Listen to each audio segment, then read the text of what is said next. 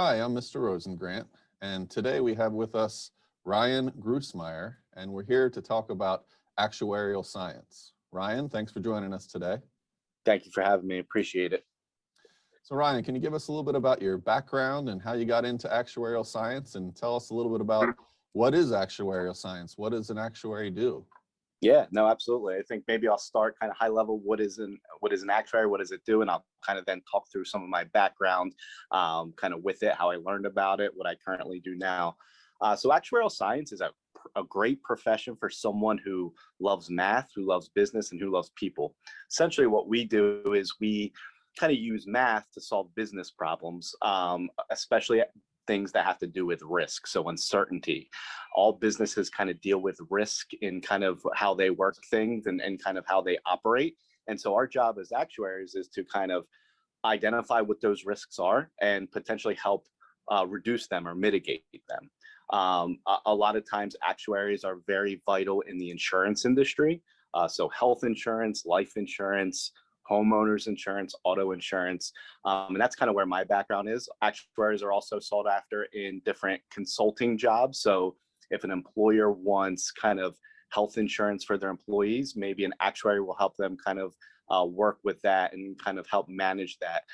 They also help manage different pension plans for either government entities or different employer-based groups. So anything that has to do with finance or risk, actuaries definitely can help play a role with. So a little bit about kind of my background. So I live in Southern New Jersey. I graduated from Lebanon Valley College in 2012 with a bachelor's degree in actuarial science. I also got minors in economics and English while I was there, which has helped me out tremendously. So we could talk through a little bit about that a little later. So I was introduced to actuarial science in high school. I didn't know what actuarial science was, never heard of it before. Always liked math, didn't know what I wanted to do. And so I wrestled in high school. And one day after, during practice, my dad said to me, "Hey, why don't you go talk to John?" John was a volunteer assistant wrestling coach. I know what he does for a living. He does, stuff with math and deals with business and people, and you should go talk to him. So after practice one day, went and talked to John and kind of learned about what he did, what an actuary was high level. And again, he talked through those same things. We help identify and mitigate risk. We use math to solve business problems. We deal with people to help kind of solve those problems. And it just sounded like a great profession, something that I would be interested in. So I went directly to beanactuary.org, which is a great resource. At that website, they talked through high level, what is an actuary? They had different interviews with people who were actuaries. What is a day in the life of an actuary? And what is kind of the process to become an actuary? So I went on there, learned a lot about the profession and kind of thought that it would be a great fit. And then I immediately started looking at schools that offered actuarial science as a major. And kind of landed on two schools. One was Lebanon Valley College and one was University of Connecticut. So two totally different schools, one very large, one on the smaller side. Decided that the smaller fit would work better for me and couldn't be happier with my decision. It was a great experience. The program there was excellent and it allowed me to kind of get that one-on-one attention that I needed and just really got a great education there. I'd say that with the actuarial science profession, there is a credentialing process. So you can get your undergrad in actuarial science. People also get their undergrad in economics, mathematics, different things. There's also folks that have been career changers. So they've been teachers before. They've been kind of in other industries and they've either gone back to either, get a master's in actuarial science or they just started taking the exams, which we'll talk about. So I know a lot of teachers or a lot of folks who taught and then kind of transitioned into actuarial science, and kind of how they did that was they started taking exams and got internships and kind of made that transition. So to be an actuary, you kind of start working for a company and you take exams. A lot of folks do have exams passed in college, and the exam process is kind of like a credentialing process. So when you reach a certain number of exams, you get a certain credential. Think of it like maybe a CPA or something like that, certified public accountant. In the actuarial industry, there's a couple different governing bodies which kind of oversee that credential depending on what path you take.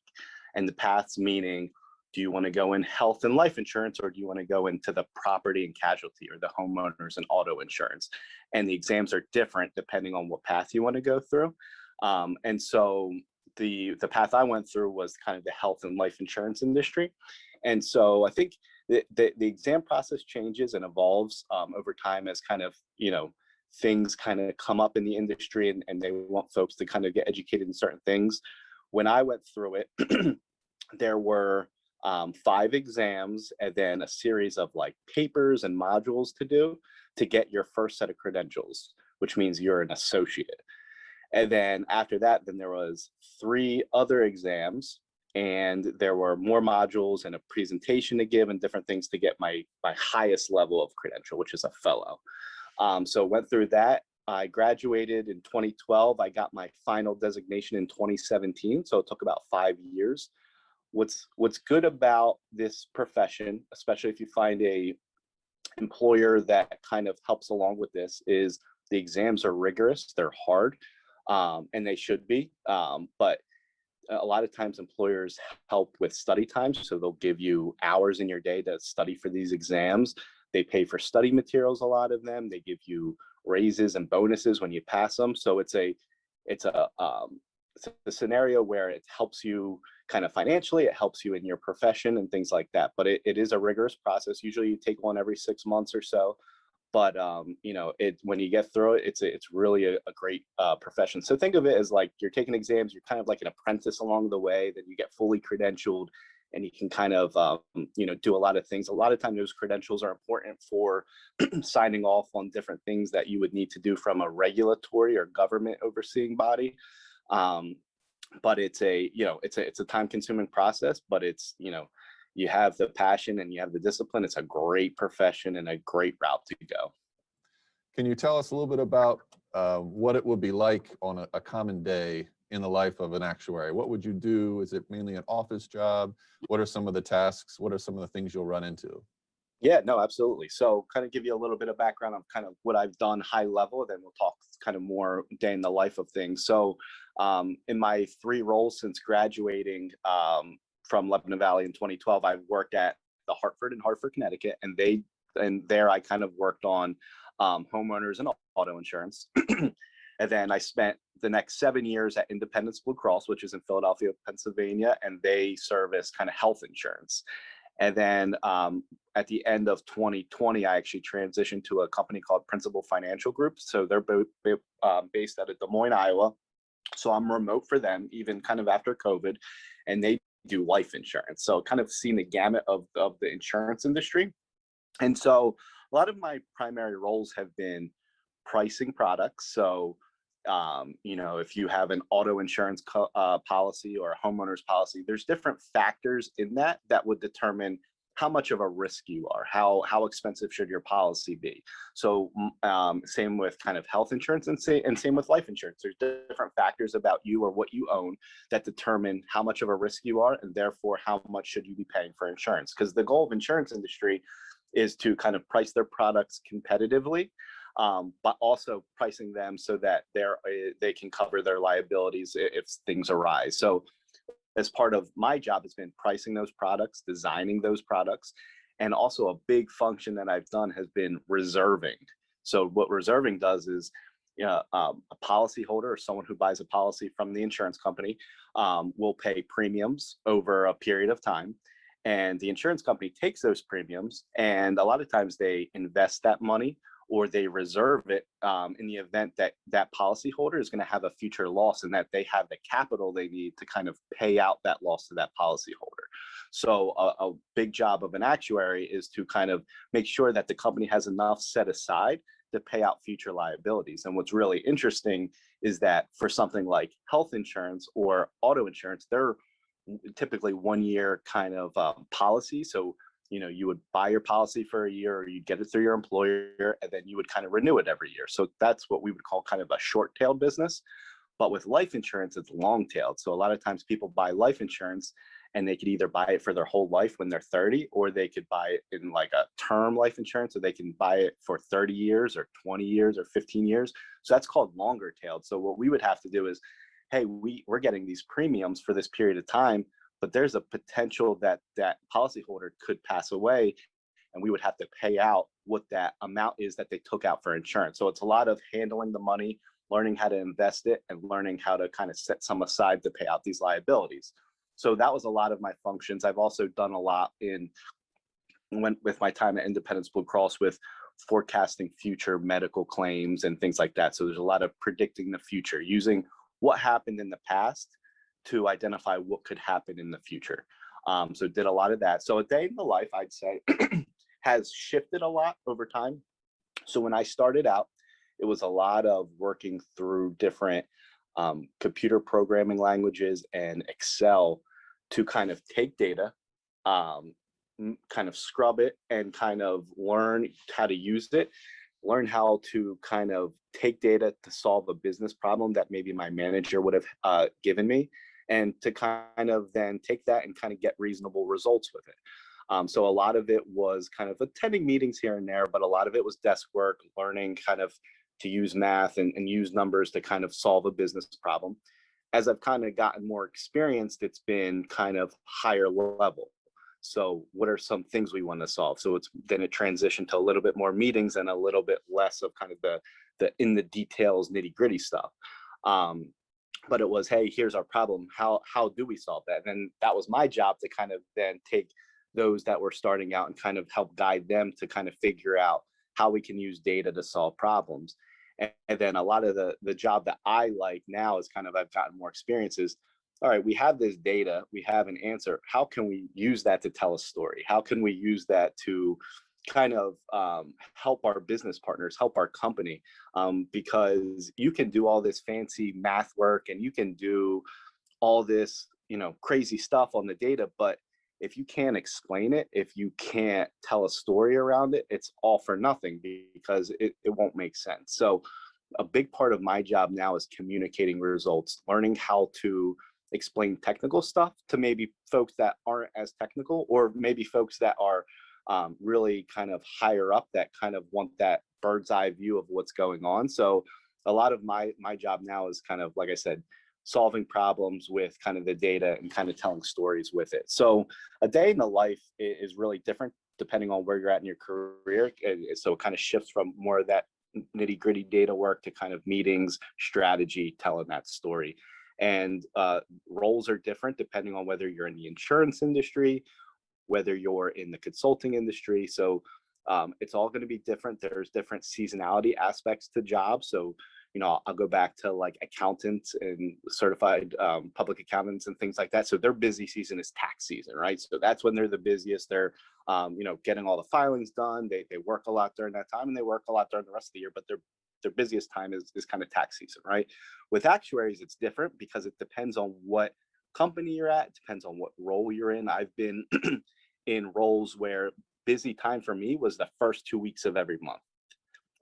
Or I've been in roles where busy time for me was kind of the summertime. And I've been in roles where busy time for me was kind of the last 2 weeks of a month. So it really just depends on kind of what role you're at and what your function of your team is.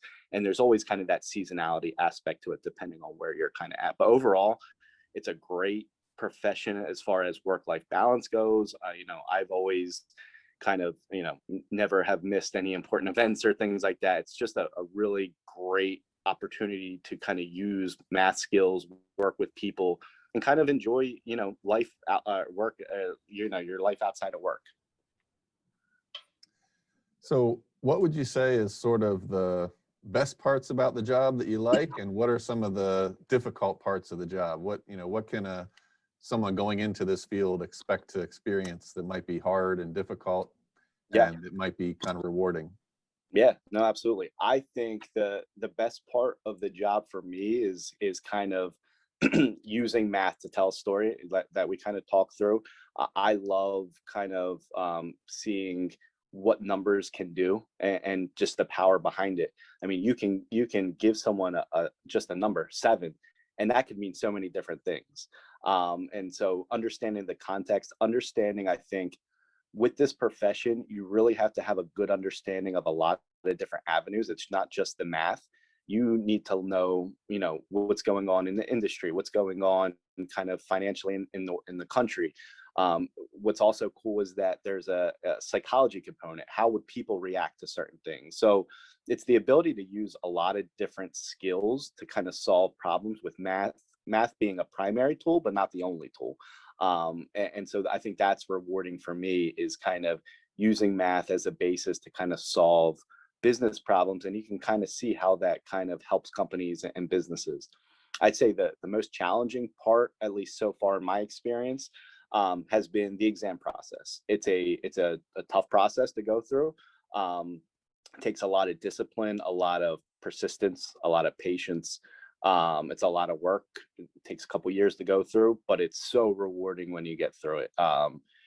You just got to be disciplined, and you got to want it, and you got to want to do this, and you got to be up for the challenge. But when you get through that process, it's so rewarding. And even during the process, it's rewarding. Like when you get, these exams are hard. When you pass one or pass a few, it's rewarding. You can kind of see what you did. It's transparent. Hey, I put in this work. I studied, a couple 100 hours to pass this exam, and look what I did. And so just when I got through all my exams, I kind of took some time to reflect back on kind of what I did, and it was pretty cool. So I'd say the challenging part definitely so far has been the exam process, but the rewarding part is kind of getting through that and kind of using your math skills to kind of make a difference in an organization. Yeah, and I think that sounds pretty on par for anything in life. To achieve something, you got to put in the work, and Yep.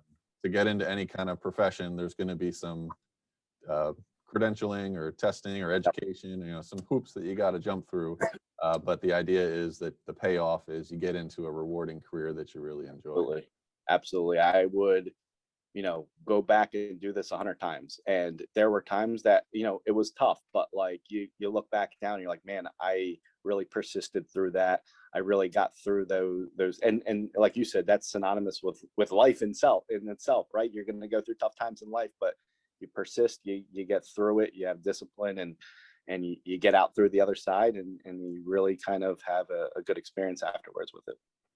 And that's what we try to encourage students. A lot of students just haven't had enough life experiences to have the confidence to think that they can do this. And that's part of what you do there in the college education, is they prepare you, they're training you, they're giving you experiences to build that confidence, so you kind of know what you're doing, that you're ready for the testing, that you're ready to step into that career. So that's all part of the educational process. So if students are a little nervous about, hey, is this something I can do? I don't think I'm cut out for this. I mean, you have to try it. You have to get into the education part of it, and get a lot of help and support along the way to be ready for that. Absolutely. And I'll say, what it's funny, what helped prepare me almost, obviously what really helped was my education at LVC, but from a character trait perspective, what helped me in this profession so far has been my experience in sports. So wrestling, baseball, football, kind of the character traits that I've learned in those sports, discipline, persistence, all those things have really helped me through in this profession. And that's the same with anything from, if it's not sports, it's, it could be theater, it could be playing an instrument, it could be community service, it could be, joining the debate team. But the characteristics and the traits you learn in these different groups and these organizations and these sports really play a role in, I feel as though any profession, especially this one. And that's kind of been my experience with kind of how that has all played out for me. And one last question, when it comes to, we're talking about being rewarding and kind of what you get out of the job. Can you tell us a little bit about what kind of salary, or what kind of, starting salary, or what someone getting into this field could expect to earn? Yeah, no, absolutely. So I'll kind of put a plug in again for beingactuary.org.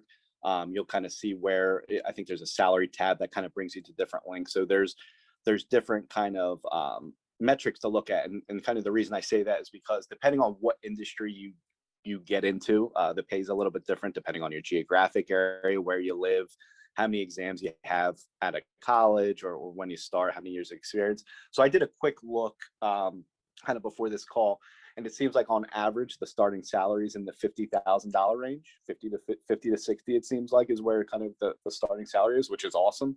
That's a great starting salary. It's a great salary in general, and so that's average. And then kind of how this profession has worked, at least in my experience in the insurance industry, has been, here's your starting salary. As you pass exams, you get salary raises. And then as you get credentialed, you get a salary raise for that. So a lot early in your career, as you're passing through the exams, your salary climbs pretty quickly as you get through the exam process. So the starting salary is awesome. And then as you pass through and get through these exams, you see your salary pretty much, take off pretty highly. Kind of looked at some results as well. And it seems like folks that have been in the industry for quite some time that are fully credentialed can see somewhere within the $150,000 to $250,000 range even. And so that's on that kind of the be an actuary, and the different links on that kind of talk through that. And then, but also what's cool is that, you learn a lot of skills being an actuary, and there's a lot of folks that have gone to be CFOs and CEOs and different executives within companies that obviously the salary is going to take off even higher from there. So it's an entryway to really learn different parts of the company. Like in my roles and what I've done, I've worked with sales and marketing, with our medical staff, different things to kind of see how a company operates, and it really lends itself to kind of an executive leadership role if you wanted one, and that's the route you wanted to go, because it really allows you to see in totality how a company runs. So then the sky's the limit there from a salary perspective, but it's a very well-paying profession, but a lot of work to do to kind of get to that level, but definitely very rewarding and lucrative when you kind of go through the process. Well, Ryan, thank you so much for coming on the call today and teaching us a little bit about what an actuary does. Yep, absolutely. Thank you, Mr. Rosegrant. Thanks.